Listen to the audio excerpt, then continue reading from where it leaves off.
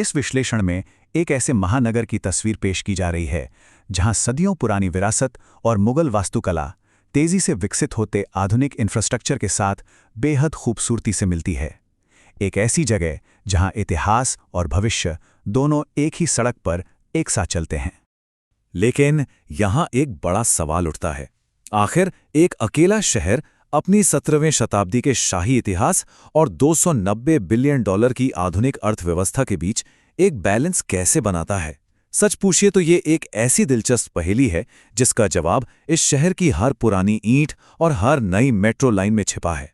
Okay, तो आइए इसमें डाइव इन करते हैं। सबसे पहले heart of India, 1500 square kilometres. जी हां, लगभग इतने ही विशाल क्षेत्र में यह जीवंत शहर यमुना नदी के किनारे फैला हुआ है। ये सिर्फ जमीन का एक टुकड़ा नहीं है, बल्कि इस देश की असली धड़कन है जो बिना रुके लगातार धड़कती रहती है। अब आते हैं इस शहर की पुरानी रूह पर, लाल किले की वास्तुकला जिसे उस्ताद अहमद लाहौरी ने डिजाइन किया था। अगर हम इतिहास की इस टाइमलाइन पर ध्यान दें तो समझ आता है कि 1638 में मुहर्रम के महीने में इसका निर्माण शुरू हुआ था और ठीक 10 साल बाद 1648 में यह पूरी तरह से बनकर तैयार हो गया। लगभग 200 सालों तक ये मुगलों का शाही केंद्र रहा, जब तक कि 1857 में ब्रिटिश फोर्सेस ने इस पर कब्जा नहीं कर लिया। और इसकी विशालता 254.67 एकर्स, इतना बड़ा है ये शाही किला। और इस पूरे किले को चारों तरफ से घिरे हुए हैं करीब 2.5 किलोमीटर लंबी गहरे लाल बलुआ पत्थर से बनी सुरक्षा दीवारें। इनकी ऊंचाई नदी की तरफ 18 मीटर और शहर की तरफ 33 मीटर तक जाती है, बिल्कुल एक अभेद्य किले की तरह। अब यहां सबसे रोचक बात यह है कि इन दोनों मुख्य दरवाजों के बीच का अंतर कितना बड़ा है। लाहौरी गेट एक औपचारिक प्रवेश द्वार था जो आम जनता के लिए था, लेकिन वहीं दक्षिणी प्रवेश द्वार यानी दिल्ली गेट की खासियत इसके आकर्षक लाइफ साइज पत्थर के हाथी हैं।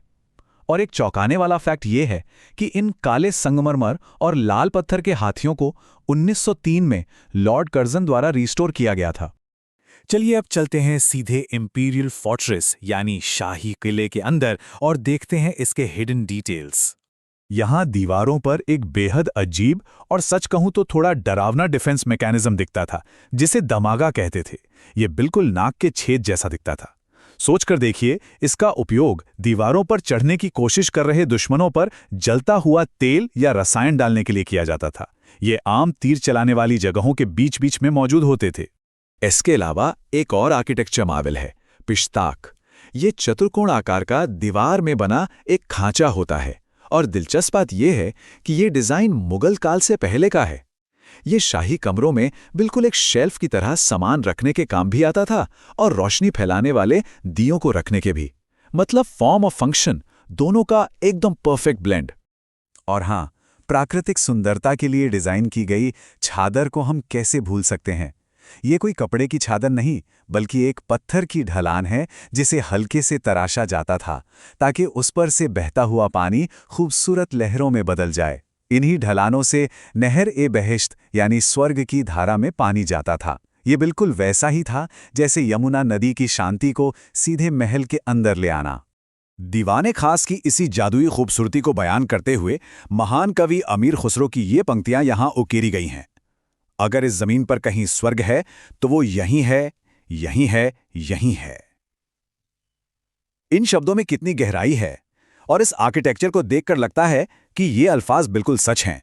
चलिए अब आगे बढ़ते हैं और देखते हैं कि कैसे ये आगे जुड़ता है एक और ऐतिहासिक धरोहर से, कुतुब मीनार। 72.5 मीटर्स ये स्टैगरिंग हाइट कुतुब मीनार को दुनिया की सबसे ऊंची पत्थर की मीनार बनाती है। यह सिर्फ एक पत्थर का ढेर नहीं है, बल्कि सदियों से आसमान को छूती हुई इस शहर की पहचान है।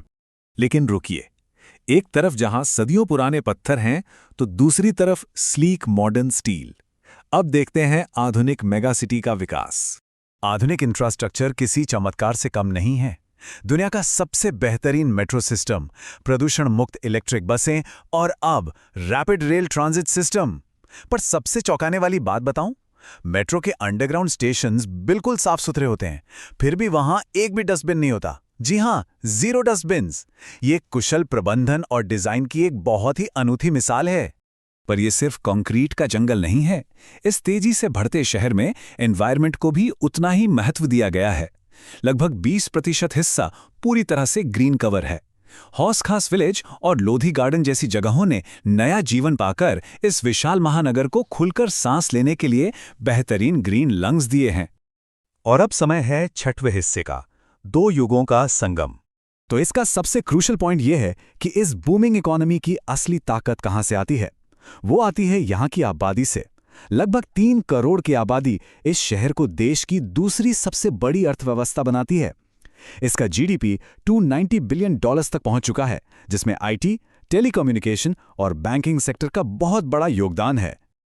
और यही इस शहर का सबसे मजेदार विरोधाभास है, इसका एक साथ 2 सदियों में जीना। एक तरफ एशिया का सबसे प्राचीन खारी बाउली मसालों का बाजार आज भी अपनी खुशबू बिखेर रहा है, तो वहीं ठीक दूसरी तरफ कनॉट प्लेस और एरो सिटी में आधुनिक कैफेज और शानदार फाइन डाइनिंग मौजूद हैं। पुरानी दिल्ली की ऐतिहासिक गलियों में नए स्टार्टअप्स चल रहे हैं और डिजाइनर बुटीक्स खुल रहे हैं। तो इस सब को देखने के बाद एक बड़ा ही गहरा सवाल जहन में आता है, क्या किसी महानगर की असली खूबसूरती सिर्फ उसके शानदार इतिहास या फिर उसके हाईटेक भविष्य में होती है, या फिर उसकी असली सुंदरता इन दोनों के बीच एक मजबूत पुल बनाने की उसकी ताकत में छिपी है? ये पूरा संगम इस बात का जीता जागता उदाहरण है कि कैसे एक पुरानी रूह और आधुनिक दिल दोनों एक साथ एक ही शहर में धड़क सकते हैं।